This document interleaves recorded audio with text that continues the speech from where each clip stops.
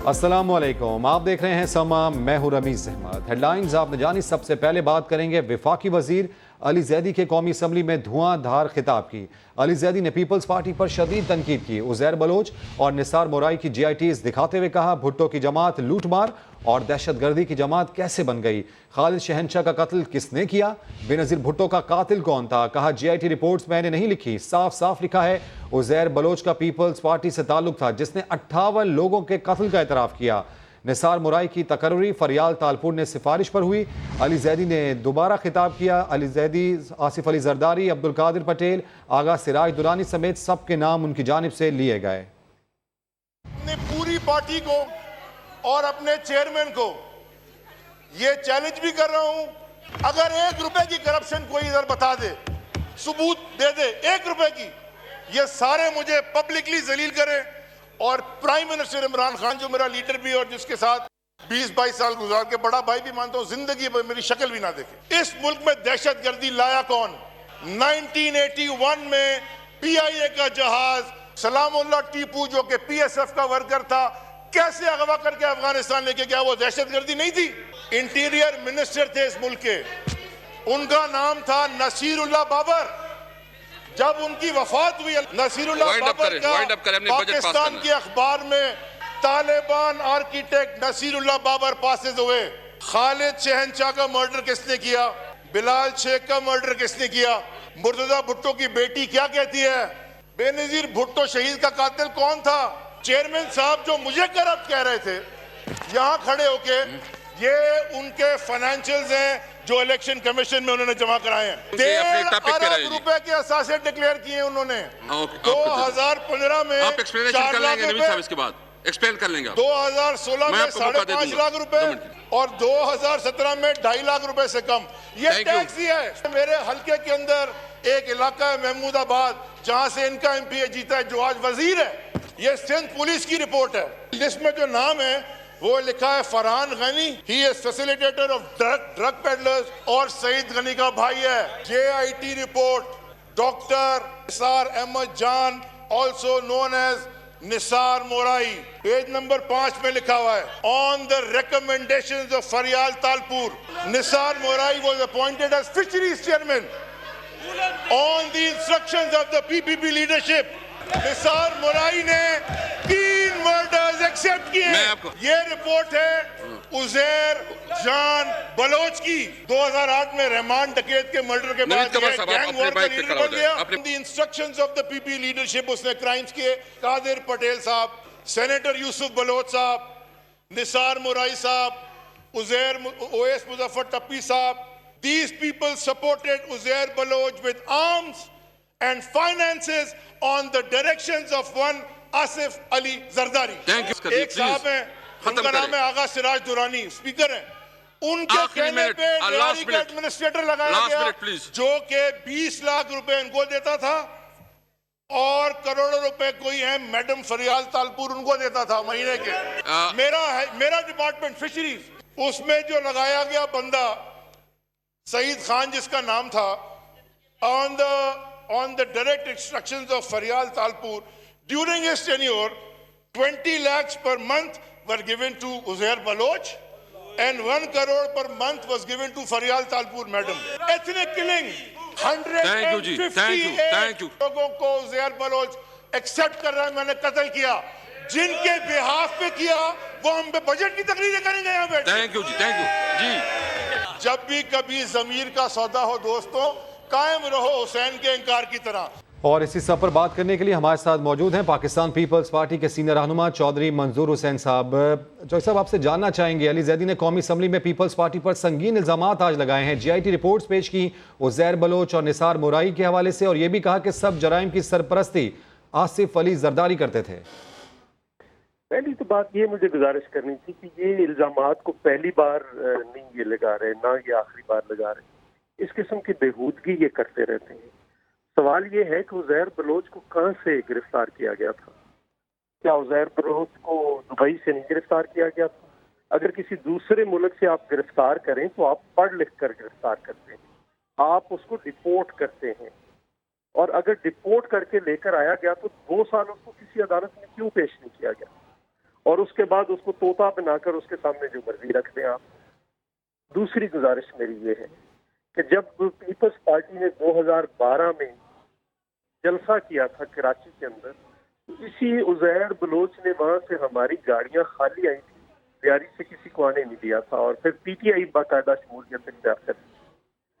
तीसरी बात यह है कि ये डॉक्टर जुल्फकार मिर्जा साहब ने भी बहुत सारी बातें कही थी, उनके बारे में क्यों कोई बात नहीं, एक लफ्ज नहीं बोला उसने? तो लिहारी को तो वो डील करते थे, इसलिए कि वो ठीक है चौधरी साहब, जैसा कि आप भी कह रहे हैं कि इल्जामात पहली बार नहीं है, लेकिन हम ये देख रहे हैं कि जेआईटी पहली बार किसी भी वजीर की जानिब से वो भी असेंबली के फ्लोर पर पेश की गई। की तो हैसियत नहीं है ना, आपने कानूनी तौर पर उसको गिरफ्तार किया, वहां से यहाँ पे लाए, 2 साल रखा, 2 साल बाद आप एक जेआईटी का कर रहे हैं, तो 2 साल आप कोई किसी बंदे को हिरासत में रख सकते हैं बगैर गिरफ्तारी के, और उसके बाद वो जो मर्जी कह दे, उसकी हैसियत क्या है? कुछ भी नहीं है। तो जेआईटी ने तो, हमें पता है, उनको सामने ये रख देते थे। डॉक्टर आसम को भी कहा था कि ये है और तुम सामने बैठ जाओ वीडियो के और पढ़ते जाओ जो कुछ हमने लिखा है।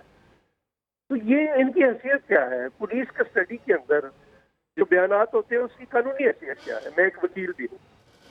बिल्कुल मंजूर साहब, आप सही कह रहे हैं कि कानूनी हैसियत के हवाले से सवाल है, लेकिन कानूनी रास्ता इसी मामले पर आगे बढ़ा रहे हैं अली जैदी साहब। और मौसूफ अभी बयान कर रहे थे, मौसूफ अभी बयान थे, इनका अपना क्या बैकग्राउंड है जरा देखें। ये खुलने देना, क्यों नहीं खुलने देते? ये 23 जो इलेक्शन कमीशन के अंदर है, जो अकाउंट्स हैं इनके, उससे इस बंदे की सारी हकीकत खुल के सामने आ जाएगी कि इसने क्या क्या किया। इसके तो अपने डीजी ने वहां पे इस पे इल्जाम लगाए हैं, ये किसी को क्या कहेगा? अभी लगाए हैं। तो चौधरी साहब, जैसा कि आप कह रहे हैं कि जेआईटी की कानूनी हैसियत नहीं होती, लेकिन जो इल्जामात हैं खासे संगीन हैं, तो पाकिस्तान पीपल्स पार्टी ये चाहेगी कि ये जेआईटी पब्लिक भी की जाए। बात जो है ये तो खासे, अब शर्म नहीं आती है इन लोगों को, जिस घर का फर्द कत्ल कर दिया जाए उसी पे इल्जाम लगा देते हैं। यानी कोई शर्म की हद होती है। और वैसे इसका जिम्मेदार, मैं आज भी जो कुछ हुआ है इसका जिम्मेदार मैं स्पीकर को समझता हूँ। स्पीकर ने उसको इजाजत दी, जब जवाब देने की बात की।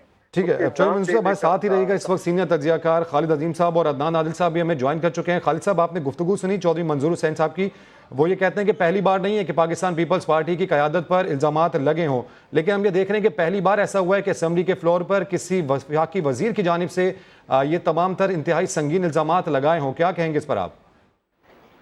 देखिए जी, ये जो टग ऑफ वार है और ये अल्फाज का जो एक दूसरे के साथ गोलाबारी है, ये कुछ दिनों से बड़ी शिद्दत इख्तियार की हुई है। और पर्टिकुलरली चूँकि सिंध के तनाजुर में अगर देखा जाए तो सिंध से ताल्लुक़ रखने वाले जो पीटीआई के लोग हैं उनका रवैया, खासतौर पर कराची के जो अरकान हैं उनका थोड़ा सा जाराना है पीपल्स पार्टी के हवाले से, और पीपल्स पार्टी भी इसी अंदाज की जवाबी कार्रवाई जो करती है और इसी तरह की इल्ज़ाम तराशी जो है वो वहाँ पर होती है। बजट की तकरीर जो है वो मैं खासे अरसे से ये देख रहा हूँ कि वो बजट की तकरीर कम होती है, अपनी ज़ाती बढ़ास जो है वो सारी जानिब से लोग निकालते हैं। यही कुछ चल रहा है, क्योंकि ये माहौल वहाँ पे क्रिएट हुआ, उसके नतीजे में अब होता ये है कि उसमें जो तकारीर होती है उसका कुछ परसेंटेज जो है वो 25-30% वो बजट से रिलेटेड होता है, मुआशी मामला पे होता है, बाकी जो है वो सारे का सारा पर्सनल ग्रज जो है वो निकाला जाता है, फिर उसके नतीजे में हीट क्रिएट होती है। और ये आज अली जैदी साहब का जो मामला है वो उसी से रिलेटेड है। अली जैदी एक तवील अरसे से, बल्कि वो सिंध हाई कोर्ट में भी है इस हवाले से कि जेआईटी रिपोर्ट जो है पब्लिक की जाए। अब वो रिपोर्ट उन्होंने वहाँ पे लहरा भी दी, इसका मतलब है वो उनके पास मौजूद है। मैं ये समझता हूँ कि आज उन्होंने एक और जिम्मेदारी अपने ऊपर ले ली है, और वो ये है कि जब एक रिपोर्ट उनके पास मौजूद है, उसमें मुल्ज़िम आइडेंटिफाइड है, जराइम की तफसील उनके पास मौजूद है, अब उसके बाद उस जेआईटी के बाद जो अगली इन्वेस्टिगेशन है वो उसको करवाएं, उसके बाद प्रोसिक्यूशन करें और इसको अदालत में लेके आए। क्योंकि जब अब ये कोई आम आदमी उठ के ये बात नहीं कर रहा है, एक विफाकी वजीर ये कर रहे हैं। बिल्कुल दुरुस्त जानिब निशानदेही की गई आपकी जानिब से। खालिद साहब के सिंध हाई कोर्ट में इस मामले को लेकर भी गए हैं अली जैदी साहब खुद, और आज असेंबली के फ्लोर पर उन्होंने इसे पेश भी कर दिया, तो यकीन तौर पर भारी जिम्मेदारी इन पर भी आयद होगी। हमारे साथ रहिएगा। अदनान आदिल साहब भी हमें ज्वाइन कर चुके हैं। उससे पहले अपने नाज़रीन को ये बताएं कि वफाकी वजीर बराए बहरी उमूर अली जैदी कौमी असम्बली में गरजे बरजे तो अपोजिशन बेंचों पर तूफान बरपा हो गया। पीपल्स पार्टी के अरकान नशिस्तों पर नवीद कमर जवाब देने खड़े हुए तो गुस्से में आ गए, कोर्ट उतार कर हुकूमती अरकान को चैलेंज दिया कि आओ लड़ लेते हैं। कादिर पटेल ने पीटीआई क़यादत पर जाती हमले शुरू किए तो स्पीकर ने उनका माइक बंद करा दिया। एक सेकंड स्पीकर साहब बहुत सुनिए यहाँ बैठ के। छोड़ो यार, ये नवीन तबर साहब कर लेंगे रिस्पॉन्ड। अच्छा ठीक है ना भाई, फिर लड़ाई करते हैं। आओ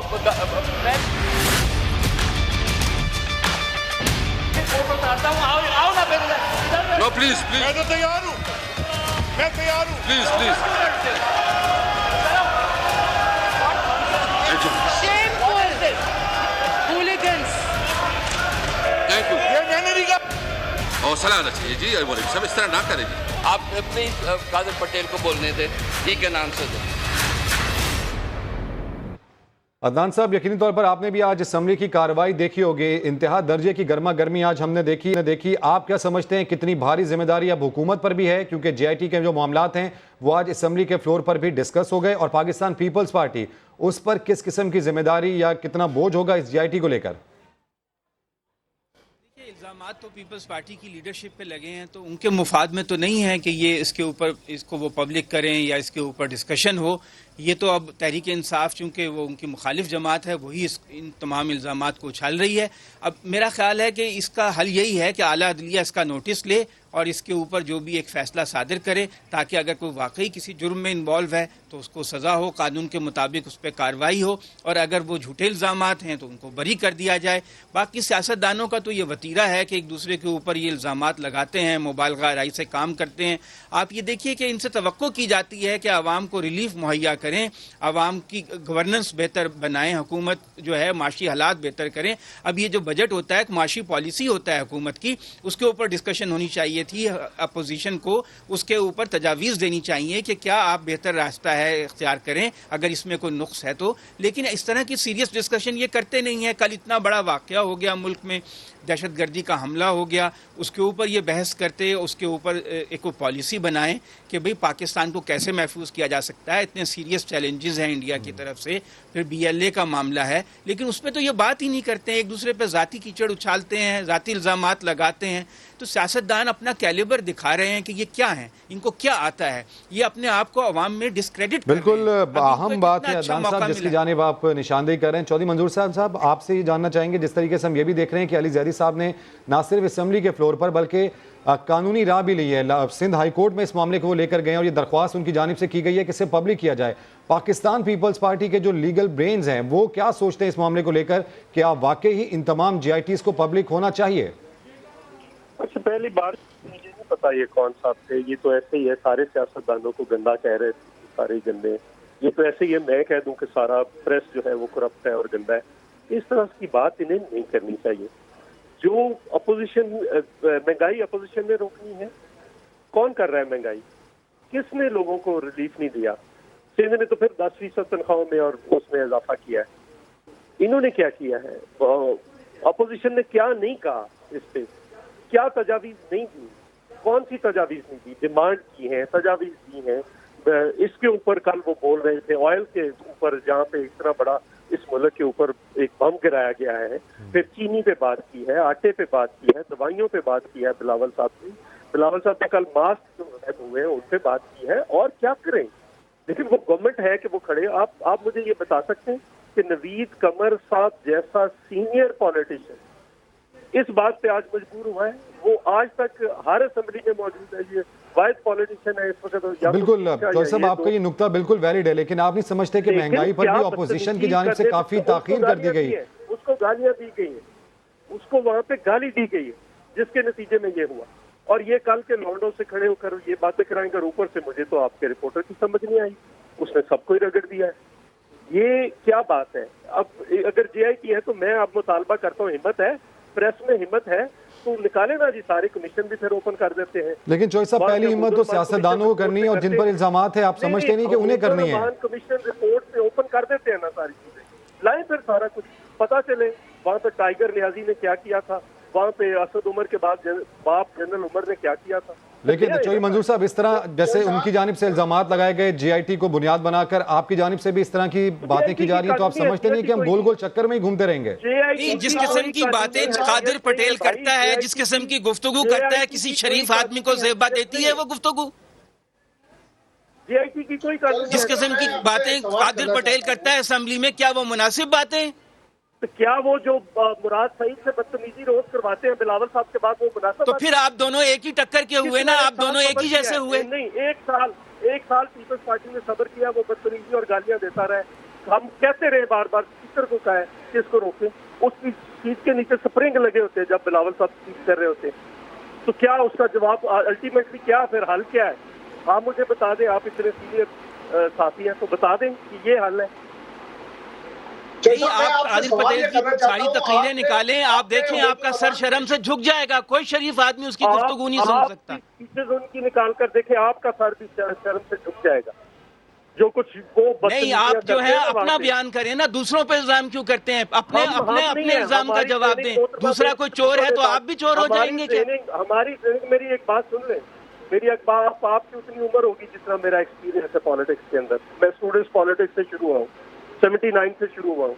मुझे नहीं पता आप कब पैदा हुए हैं, लेकिन मैं आपको ये बात बता रहा हूँ। लेकिन चौधरी मंजूर साहब, यकीनी तौर पर जो इल्जामात लग गए हैं, पाकिस्तान पीपल्स पार्टी की क़यादत को भी आगे आना होगा। चौधरी मंजूर साहब, अदनान आदिल साहब और खालिद अजीम साहब, आप इस तमाम तर मौजू पर अपना तज्जिया पेश कर रहे थे, और चौधरी मंजूर हुसैन साहब, आप पाकिस्तान पीपल्स पार्टी का नुक्ता नज़र पेश कर रहे थे। आप सबका बेहद शुक्रिया। और इससे पहले आपको बताएं कि पाकिस्तान पीपल्स रहनुमा कादिर पटेल सप्लीमेंट्री बजट पर बात करते हुए पॉइंट ऑफ ऑर्डर के नुक्ते पर आ गए। कहा, कल यहां पर मनाजरे की बात हुई, आज स्पीकर साहब के तवस्सुत से कहता हूं मनाजरा करने के लिए भी तैयार हूं और मुकाबला करने के लिए भी। उन्होंने आखिर में गालिब के अशार भी सुनाए। कल यहाँ पे बात हुई, मनाजरा करें हमारे साथ। ओहो, एक दिन में 4 पेपर क्लियर हो, मनाजरा कर। सर, मैं आपके तवस्सुत से कहता हूं मनाजरा भी मैं मुकाबला करने को तैयार हूं। इलेक्शन लड़े, जहां से उनके अपने हल्के से सीट छोड़े, मैं वहां से लड़ने को तैयार हूं। कहीं टीवी पे मुकाबला करना चाहे, मैं वहां पे करने को तैयार हूं। और इस शेर के साथ खत्म करूंगा जी। है क्या जो कस के बांधिए मेरी भला डरे, गालिब का शेर है क्या जो कस के बांधिए मेरी भला डरे, क्या जानता नहीं हूं तुम्हारी कमर को मैं, हैरान हूं दिल को रोऊं कि पीटूं जिगर को मैं, मकदूर हो तो साथ रखूं नोहागर को मैं। खबरें और भी हैं, शामिल करेंगे इस ब्रेक के बाद। आप देखते रहिए समा। Welcome back. पहले मकबूजा कश्मीर के गैर कानूनी इल्हाक की कोशिश और अब आबादी का तनासुब बदलने के साथ वज़ीर आज़म पाकिस्तान ने नई दिल्ली के हथकंडों के खिलाफ सेक्रेटरी जनरल अक़वाम मुत्तहिदा और दीगर आलमी रहनुमाओं से राबता कर लिया।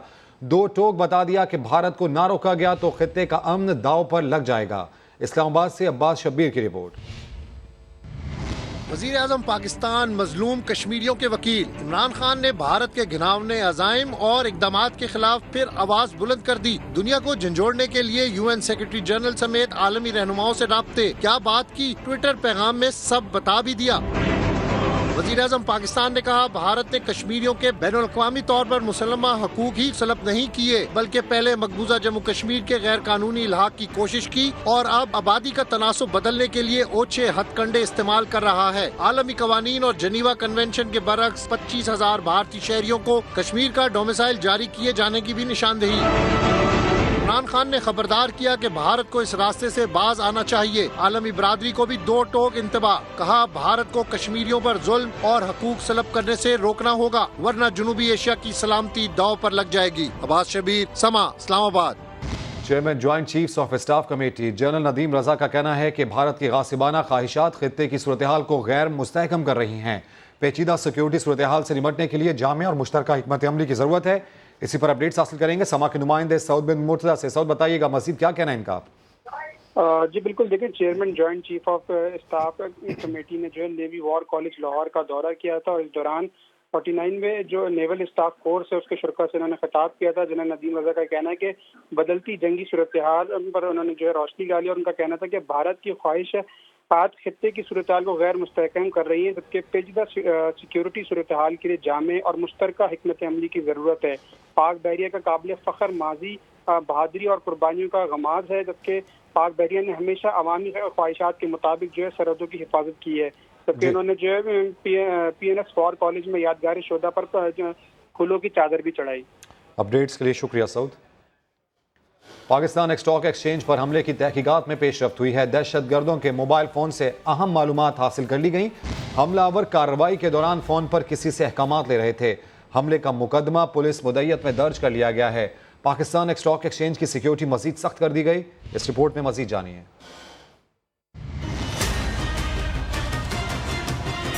वतन दुश्मनों के पाकिस्तान स्टॉक एक्सचेंज पर नाकाम हमले की तहकीकात। हमले का मंसूबा कहां बना, मास्टरमाइंड कौन था, खुफिया एजेंसीज और हसास इदारों की खोज जारी। हलाक दहशतगर्दों के मोबाइल फोन से अहम मालूमात मिल गईं। हमले के वक्त दहशतगर्द फोन पर किसी से राब्ते में भी थे। इब्तदाई तहकीकात के मुताबिक बलूचिस्तान से ताल्लुक रखने वाले हमलावर 7 रोज से कराची में मौजूद थे। शोरूम से खरीदी कार में मुख्तलिफ मुकामात की रेगी भी कर चुके थे। हमलावरों को भारतीय खुफिया एजेंसी रॉ की मावनत हासिल थी। दहशतगर्दों ने स्टॉक एक्सचेंज पहुँचने के लिए लियारी एक्सप्रेस वे का इस्तेमाल किया। मुमकिना तौर पर लियारी एक्सप्रेस वे का रास्ता सिक्योरिटी न होने की वजह से इख्तियार किया गया। दहशतगर्दों से 39 ग्रेनेड, 4 SMGs मिली, ऑटोमेटिक लॉन्चर भी थे। SMGs के 15 लोडेड मैगजीन और 40 राउंड्स भी मिले। हमलावर ताजरों को यरगमाल बनाने का मंसूबा रखते थे। वतन दुश्मनों के आकाओं तक पहुंचने के लिए इंटेलिजेंस एजेंसीज के हमरा दीगर इदारे भी यकजा होकर काम कर रहे हैं। डीजी रेंजर सिंध की जेर सदारत अहम इजलास हुआ, जिसमें एडिशनल IG कराची और CTD अफसरान ने शिरकत की। इजलास में दहशतगर्द तंजीमों के खिलाफ कार्रवाइयों पर भी मुशावरत की गई। दूसरी जानिब पाकिस्तान स्टॉक एक्सचेंज पर हमले का मुकदमा CTD थाने में दर्ज कर लिया गया, जिसमें 4 नामालूम दहशतगर्दों के खिलाफ इंसदाद दहशतगर्दी, एक्सप्लोजिव एक्ट और कत्ल समेत दीगर दफात शामिल की गई हैं। कैमरामैन फरहान यूसुफ के साथ सऊद बिन मुर्तजा, समा, कराची। सरमायाकारों और ब्रोकर्स के हौसले बुलंद हैं। पाकिस्तान स्टॉक एक्सचेंज में आज मुसलसल दूसरे दिन भी कारोबारी सरगर्मियों का मस्बत आगाज हुआ। इब्तिदा में 130 पॉइंट्स की तेजी देखी गई। अशरफ खान की रिपोर्ट।